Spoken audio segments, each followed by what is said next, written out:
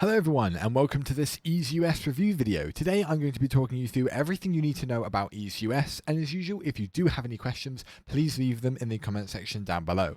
I'll also be leaving a discounted link in this video's description so that you can always get your money's worth for Easeus. So basically, Easeus is a really simple and very useful data recovery software. Say for instance you had a large amount of data that was stored on a hard drive and maybe something went wrong, you might have deleted it to the recycle bin, you might have emptied your recycle bin, something might have corrupted with one of your drives, maybe it became unplugged and corrupted things, any sort of thing that may result in a loss of files. This is your best chance in order to get them all back. I'm sure many of us have had that issue. You can also get these kind of apps for your phone. Basically, it's a really efficient method of if you have gotten rid of something, it's not the end of the world and there is still a chance that you are able to get them back.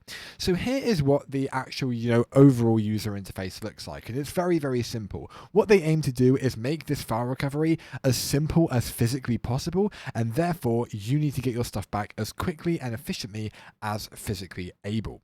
So as you can see, we have our four options, or five on the side: PC recovery, SD card recovery, NAS recovery, crashed PC recovery, and help. All of these sort of, they specify in different situations that might happen. So for example, if you had an SD card with a load of photos on it, for example, everybody has an SD card. So for example, I have an SD card just here, as you can see, and this is something that when I plug into my computer, obviously will get all that data that is read on it. However, some things can go wrong. You might accidentally delete stuff, you might accidentally cut instead of copy, or things like that. Or maybe, for instance, you had all the files that were on your SD card, you unplugged it, loads of different things.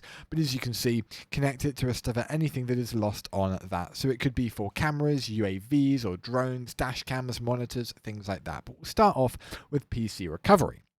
So as you can see, it gives you a list of your internal drives and also any external drives that you have.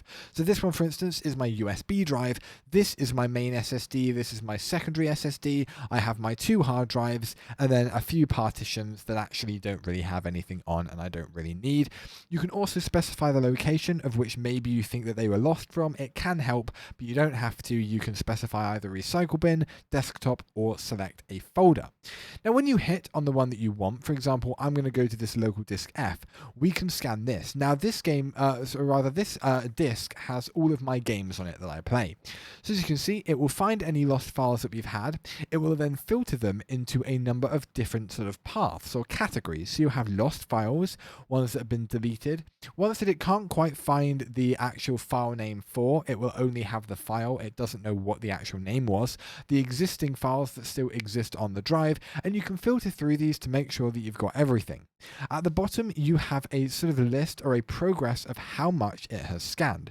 So depending on the actual size of the drive, will basically show you how long is left of the scan, and therefore you can know exactly roughly how long you'll be waiting. So it does get a sort of kick immediately when you do it, and then it will slow down for a small period of time. So it's found 130,000 files, 347 gigabytes, and at the moment it's scanned about 20%.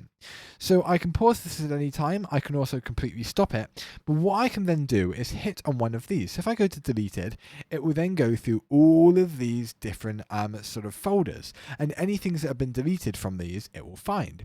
So for example, I've got documentary footage for a documentary that I previously made, and clicking on this, it will give me all of the different folders that are then filled with all of the different assets of that thing. So for example, we have 7 bytes, kilobytes, all these sort of things. These are just sort of extra sort of assets that we had for that particular thing. But then, as you can see, we've got a new file come up after the 20.5% mark. We've now got tags extracted. So these are basically things that all come under the tag of camera. As you can see here, it says losing file names can make it very difficult to find the files. Therefore, we've extracted some residual attribute information such as tags, the camera that took the photo, artist of the song, creator of the document, to help you locate without the file name. So it just gives you a little bit more of an extra boost. Obviously, it's almost impossible to be able to filter through things that do not have a name. And as you can see, we've got 30 here. We've got 30 different files in and amongst these folders here that we won't know anything about them. and therefore being able to filter these into tags would be very, very useful. Now, collapsing these categories just one more time, making sure that everything is collapsed for us, we'll make sure that's up there. What we can then do is have a little look at existing files. Now, as you can see here, we have all of these different files that already exist. So what you're then able to do is compare files that you do have with files that you don't have. You're able to make sure that you've got specific files before you go out and look for them, instead of having to go through your file explorer. So it basically brings the file explorer to there.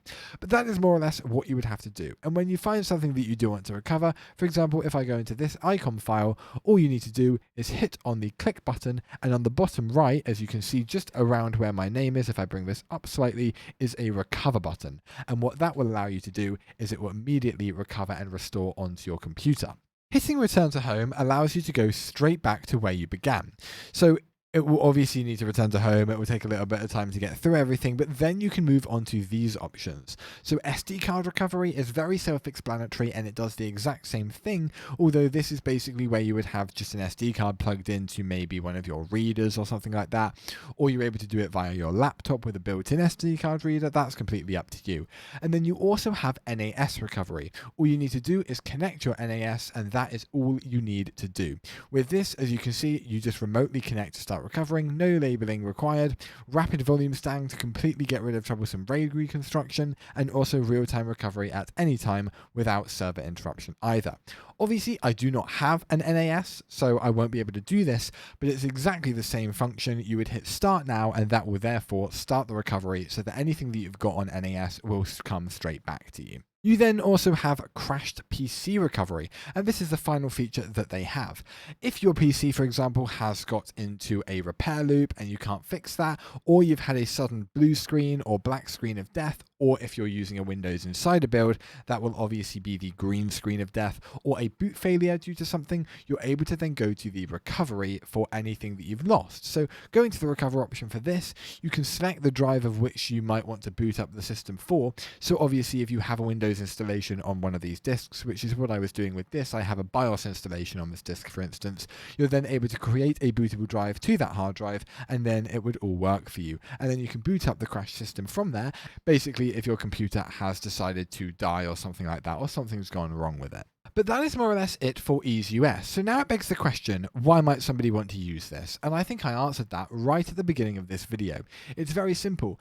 If you've lost data and you do not have any other backup on maybe another computer or another hard drive or on your phone or anything like that, this is your last chance.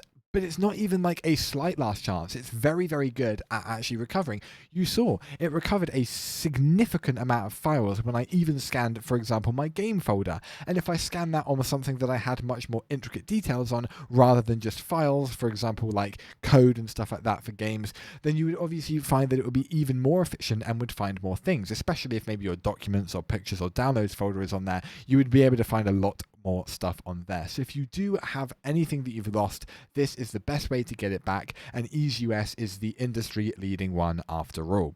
And then again, would I recommend Easeus? And the simple answer is yes. It's so easy to actually get your hands used to. Once you've actually installed the app, the actual process of getting everything fixed and repaired for you is very, very easy. You don't need to have any knowledge in actual data recovery, which is what some people do at more advanced tech shops. That would have to be your last bet if you couldn't use this software. But that chance to just be able to go home, search it, let it do it all in the background, and then filter through what you've got, and even with the help of the tags as well to make sure that things that maybe have lost their file name still are accurate, is just very, very good. But that is more or less it for this video. If you did find it useful, thank you very much. I hope to see you next time, but until then, goodbye.